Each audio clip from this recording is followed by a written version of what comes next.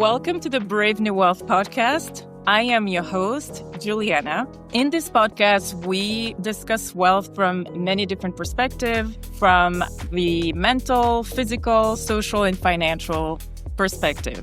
Bienvenue à tout le monde. Bienvenido a todos. Willkommen alle. Everyone is welcome here. This podcast is sponsored by Engineer Tax Services, a subsidiary of Engineer Tax Advisory. Our goal is to empower businesses, business owners, CPAs, advisors with proven expertise, education, and innovative strategies to reduce clients' tax burden. In each episode, I will bring to you an expert in their field who will share with us their unique insights on what they have learned throughout their journey. My hope is that you are inspired to take action, to change maybe something, to level up in your business and in your personal life. Today, I am really excited to have with us Alex White, who is also a partner at Engineer Tax Services. I love the description that you put on your LinkedIn. So just to use your word, Alex tells us that he loves music and that it gets stuck in his head. He loves movies that make him think, and personal productivity and efficiency acts are a thing. The last block of the long run and really talking to people and finding ways to constantly improve. I really love that because it's different from the, many of the descriptions that we see on LinkedIn. Alex White lives in New York. He is the co-founder and CEO of SUBCITY. We will learn more about what he's done and what he's accomplished. I'm really excited to dig more into what SUBCITY is about and also, what you do outside of work. So Alex, welcome. I'm going to give you an opportunity to maybe tell us in a nutshell, because this was very much a wide description of who you are, but please tell us in a nutshell, who is Alex White? Maybe something you're passionate about to give us a little, taste of who Alex White is. Yeah, well, thank you so much for having me. I love all the languages you use to introduce and welcome everyone. My sister is really into languages and knows 7 of them fluently. I got much more into business and startup land in English. Talking about myself is always fun. That LinkedIn paragraph I haven't read or revisited in a couple of decades, but it still stands the test of time. I took a personality and leadership diagnostic test in 2009 and again in 2021, 12 years apart. I'd forgotten that I'd taken both of them, and my 2 top values were actually the same across those years. So I feel like that is good validation of those values, which were curiosity and lifelong learning. So I'm just a very curious person in terms of who I am. Every day I'm not learning. I feel like I'm going backwards. I'm married, live outside New York City in Westchester, 2 kids, 5 and 6, both girls. And I like to start companies and learn every day, and really excited to talk with you today. Well, thank you so much, Alex. And I have yet to see you without a smile on your face. So Alex and I met at a conference here in Dallas about a year ago. And I was very, very impressed, with your presentation and with, just your friendliness. And we just happened to almost join Engineer Tax Services at the same time, I think just a couple of months apart or something like that. So that was very exciting. So before we dig into what you do now and what SUBCITY is about, I do like to ask my guests, what is maybe something you've done recently that helped you come out of your comfort zone, that helped you grow, whether, it's something you learned in a book and you decided to implement, or is, a new health or mental health habit or anything that, you've done recently that, you could say, I really learned from this experience. I spent the first 35 or more years never running outside in the winter or doing much physical activity outside. I always thought it kind of hurt my lungs. And then during COVID and a little after, I realized, the gyms were closed. And if I wanted to exercise, I needed to run outside. And it really wasn't as bad as I thought. And, now it's one of my favorite things is getting suited up in warm weather gear and going on runs outside in the cold, even if it's raining or snowing. I actually started playing soccer with a group of guys, and asked when we were moving indoors as it started to get colder here in New York, and they said, we play all winter long. So sometimes we'll shovel snow off the field. And, I think if you have the right attitude and the right gear and preparation, things that seem scary or uncomfortable can actually be not that way at all. Thank you. This is great. And yeah, I lived in Switzerland for 7 years, and they have this saying that, there's no bad weather, only the wrong clothing. And it's Exactly. so, and I also lived in Utah where, back in the college days, and I would run outside in the snow and do all that exercise. But I'm going to tell you the truth, like Texas has made me a little weak in that regard. And, I work out indoors when the weather, it's a little too Under cold 50. outside. I do love to run. But yeah, I've become a little weak. I noticed, I'm not as enthusiastic. So I admire what you're doing, and I can only reminisce on the days where I would run in the We've gone snow. in the opposite directions. Yeah. Yes, and with the soccer. So my youngest plays soccer for MLS Next. So that's like the high league, for and same thing. I mean, unless it's like thundering and really, really wet, like there is no excuse. Like they have to go train. I love that for you. It's so my next question was gonna, be how do you balance work and the stress of life? And I can see that, you've already shared some of the things you do, which, the sports. And I also know that you're a big music lover. So I don't know if you want to tell us a little bit where that come from. And maybe if you play an instrument and maybe some of your favorite bands. Yeah. So I grew up around music. My dad's a professional cellist, and I played in bands and worked at a recording studio all through high school. Thought I wanted to be a rock star, and then realized I didn't like performing my songs in front of other people. And that is a major career fatal flaw for a musician if you don't like performing your own songs in front of other people. But I still loved the music industry and that intersection of art and commerce, and wanted to be the record mogul in the corner office signing the bands that I thought were going to become popular. And so I started a website called The Next Big Sound in 2008 with two other friends at Northwestern, where I went to college. And this let anyone create their own fantasy record label and sign the bands they thought were going to become popular to that label. We track how early on you identified new talent before anybody else and chart you alongside the artist that you discovered. And we launched the site, raised a very small seed round, and had thousands of bands and users and no way to make any money. And the financial apocalypse of 2008 hit. And we were about to shut the company down when we got into a program out in Colorado called Techstars, and moved the company out there and switched from a consumer site where people were signing bands to a data analytics platform that tracked the music activity of where people were already interacting with music online. Back then it was MySpace and iLike and Last.fm and a bunch of sites that don't exist anymore. But over time we added Spotify and YouTube and SoundCloud and Twitter and Facebook and all the different services as they came and went. I'm going to tie this back to the balancing life and health and wellness part of your question in a minute. But that company went on to be acquired by Pandora in 2015. I worked there for 5 years, running ultimately all content and programming across music, comedy, and podcasts, both the human programming team. So we had genre experts, the head of pop, rock, jazz, blues, classical, country, comedy, and the algorithmic recommendation and personalization systems. And really, we can talk more about that part of my career, but it was really fun intersection of the music industry and listener data and, tech company. And after that experience, I was very fortunate. I took a year off. I call it my sabbatical. And I was able to burn down my to read, to watch, to listen to list of everything and kind of start from scratch and figure out, all right, what kind of breakfast, lunch, and dinner do I need to eat during the day to feel healthy and energetic and alive? What kind of exercise is too much during the week that I'm at risk of getting injured or overdoing it? And what's too little? And, how much can I read and learn, and what is the best, way to engage with the world? So that was a really wonderful way to layer back in from scratch, kind of what does a perfect day, morning, week, and month look like for me personally with 2 young kids and a wife who works in finance.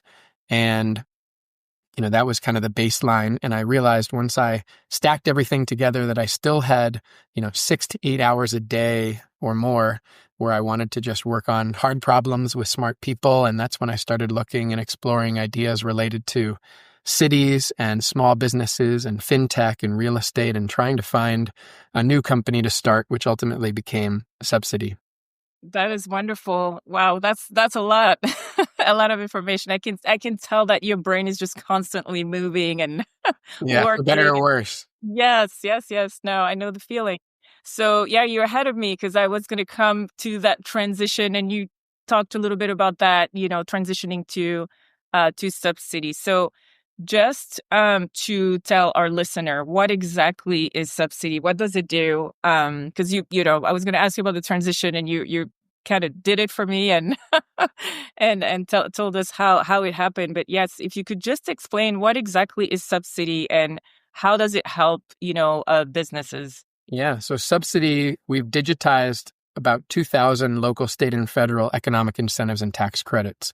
So whether it's the federal government and a program like the Research and Development Tax Credit to incentivize innovation in the U.S., or a individual state like Pennsylvania passing a workforce training and development grant and loan program, or a locality saying, if you fix your signage in our downtown corridor, we will provide a up to $3,000 matching grant for your facade improvement. There are all these incentives that are in place to help businesses fix their outer appearance, hire and train employees, buy equipment, invest in real estate, invest in their communities. And yet they're mostly buried on municipal websites and PDFs and broken links. And we realized that if we could catalog and digitize this database of incentives, we could match it to individual businesses based on their address, based on their sector, based on their hiring profile, based on a whole number of factors. And so what we built with SUBCITY is kind of 3 assets. There's the database of all the incentives in one place. We think it's the most comprehensive database of incentives that exists in the US. A matching algorithm to pair companies with the programs they should consider in a personalized list. And then an application engine to help streamline the gathering of documents and details and filing in order to actually claim these incentives. So that was really the 3 areas that we were developing with SUBCITY over 3 years. We started the company in 2021, and we were acquired by Engineered Tax Services in August of 2024. Wonderful. So that's great. So, and that also explained, how you are connected with Engineered Tax Services. But before we get more into this, I would like to just for our listeners, like, could you give us an example of a company that maybe one of your most exciting experience, seeing how a company who had no idea or struggled with finding out all the things that were available as far as tax incentives go, and then you came in and showed them what was available and what was the outcome of that? Sure. I can even share one of those clients was how we actually met ETS and Engineered Tax Services for the first time. So it's always a fun one. This was a real estate developer in Las Vegas who had built hundreds of high efficiency, energy efficiency units, doing the right thing in the desert, low leakage. And they had no idea about a program called 45L, which was designed to incentivize builders and real estate developers to build energy efficiency condos, multifamily, and homes. And we generated a personalized incentive report for them and walked them through the programs.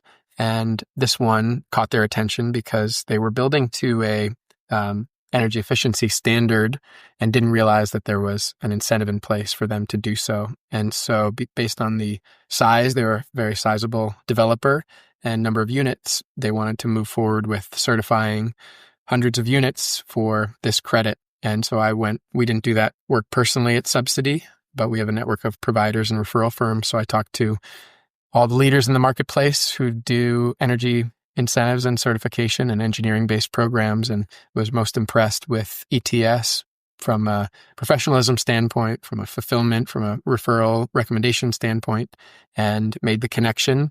And ATS was able to certify nearly $1 million tax credit for this company. And that was a perfect example of the win-win-win-win-win for everyone, which is what is so intoxicating and exciting about the space, even if it's very nerdy and very technical.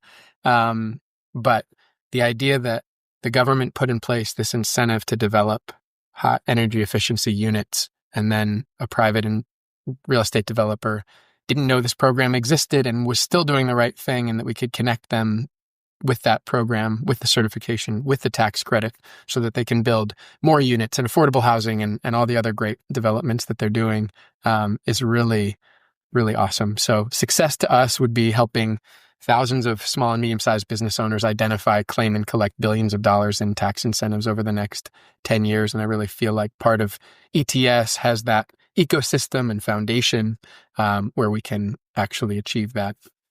So that's just one example. We work primarily with manufacturers prior to the acquisition. So a lot of manufacturers who were buying equipment or hiring and retraining and upskilling their workforce, or needing to reduce their energy costs and bills through their utility. There's lots of examples there. But for the most part, it just allows these companies to have access to the programs that all the Big Four and the Fortune 500 have access to, but for too long, have been kind of shut out of.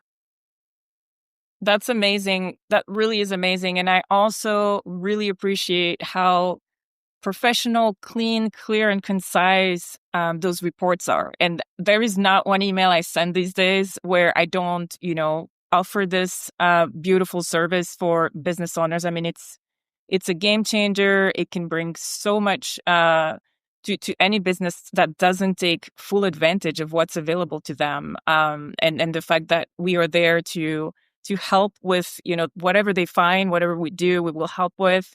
And if we don't do it, we know who does it. So it's a very tight professional ecosystem. I really love that. Yeah, so now we're calling those reports engineered opportunity reports. It's still powered by the SUBCITY technology and database and matching, but it's just displayed through ETS and delivered via our client development directors or our CPA partners or accounting firms.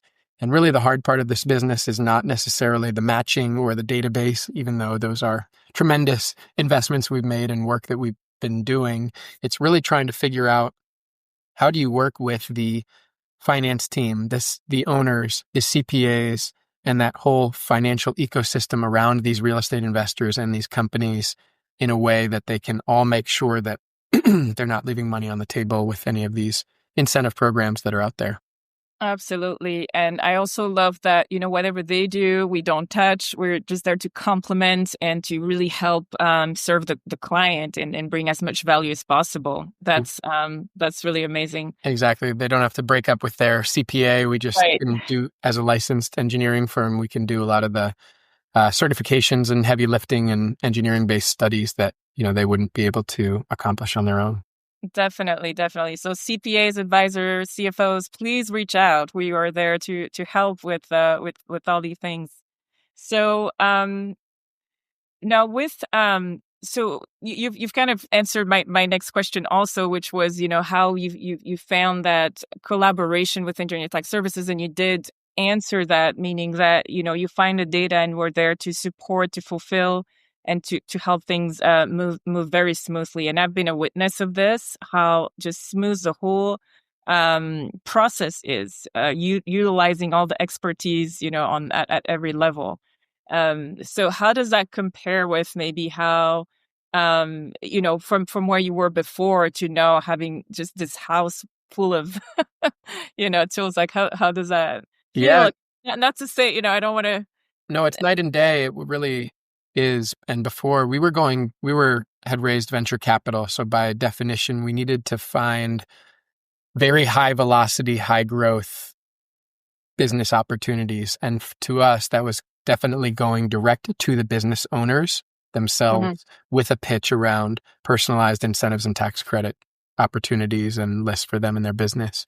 And we even knew from the beginning that was we called it hard mode, going direct to the business owner, because everyone, for better or worse, assumes that their CPA is on top of all of these programs. And so, we would go to the business owner with a pitch of economic incentives and tax credits, and they would either forward it to their CPA or just delete it because they assumed that they were covered. And if it was a legitimate program, they would be flagged by their CPA. This was also during the height of the employee retention tax credit spam that a lot of business owners were receiving. And so we kind of got, I think, caught up and tuned out with some of those pitches there because they thought it was just that one program and not the thousands of other ones that we were tracking and trying to surface. So what was most exciting to us about the ETS acquisition was over the last 2 decades, ETS has done the hard thing, which is build up thousands of personal relationships with CPAs and accounting firms and ecosystem partners around the country, has a stellar reputation, and really is the distribution channel that we need in order to deliver these opportunity reports to businesses large and small. So rather than going to 10 different business owners with 10 kind of cold outreach pitches, we can go to one CPA and say, let us run an opportunity report for your 10 best clients. And then we can present them together to that client and help them understand what's available.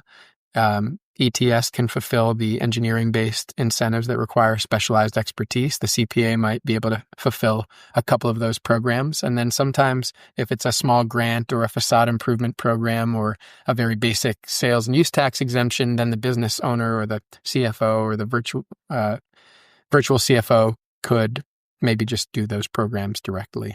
So the expertise and ecosystem and trust and reputation that ETS has is that kind of missing factor that we didn't have for the 3 years prior. Wonderful, wonderful. And I'm super excited that I arrived at a time where, you were a part of ETS and I could use this. It's a beautiful tool. I mean, there's not one, person I've talked to and not one CPA that is not super impressed and really want to see what that's about. So that's very, very exciting. So we're getting to the end of this great conversation. I want to know and let our listeners know how they can reach you. Like, what's the best way to work with you? What is your preference? Yes, if they want to know more. Well, they can always email me. My name is Alex White, so my email is awhite@engineeredtaxservices.com. I'm on Twitter. I'll have that in the notes as well, but yes, you know. Yeah, email is the best. I'm on Twitter or X at Mr. Alex White, and I would be happy to talk to anyone about an opportunity report for themselves if they're a business or an individual, or their client if they are a CPA or accounting firm. Wonderful, wonderful. And then before I let you go, what is an industry that you would be interested to find out more about? Because I'm still building my list, and that's something that I'm going to ask my guests. Like, what is an industry that you're curious about and would like to know more about? Yeah, well, that's the best part of my job. I get to meet with business owners and innovators and inventors across all different categories and dive into totally different, aerospace and defense manufacturers, food and beverage, new consumer products, to biotech, software companies, real estate projects of all different shapes and sizes and everything in between. Most recently, we've been running a lot of reports for biotech companies, specifically cancer-related startups across Massachusetts, Texas, California, and a few other states. And there's some really exciting innovations and grants and dollars available for companies like that to get to clinical trials, get through them, and start scaling. So that's one industry and sector that I'm specifically excited about. I think biology, synthetic biology, and some of the life science opportunities that exist with the combination of AI and the latest technology alongside hospital work and advances we made in medicine are really exciting. Wonderful. Well, thank you so much, Alex. I really appreciate you taking the time to come on the Brave New Wealth podcast to share your knowledge and experience with us and your fun journey. And I'll make sure to put all the notes so that people can reach you and have access to everything that SUBCITY offers, as well as engineer tech services. And I'll see you soon, and I will see you all next time. Great. I've really been loving the podcast so far. I'm so glad you're doing it. It reminds me of the kind of the comfort zone question you asked me earlier, and think it's just great for you to learn and have different folks and perspectives and viewpoint on. And I love that our journey with ETS has followed, similar trajectory, and loved meeting you last summer in Texas when we first announced the deal and getting to know you over the past months as coworkers. Thank you so much, Alex. All right. Thank you, everyone. Thank you. Thank you very much for listening to this episode of the Brave New Wealth podcast. I'm always super excited to have the experts coming on to share their expertise and insight to help the business owner, entrepreneur level up their business. I encourage you to go on YouTube to like and subscribe and write your comments. If you are a CPA, an advisor, CFO, reach out and please let us know how we can help you. I hope I will see you in the next episode. À bientôt.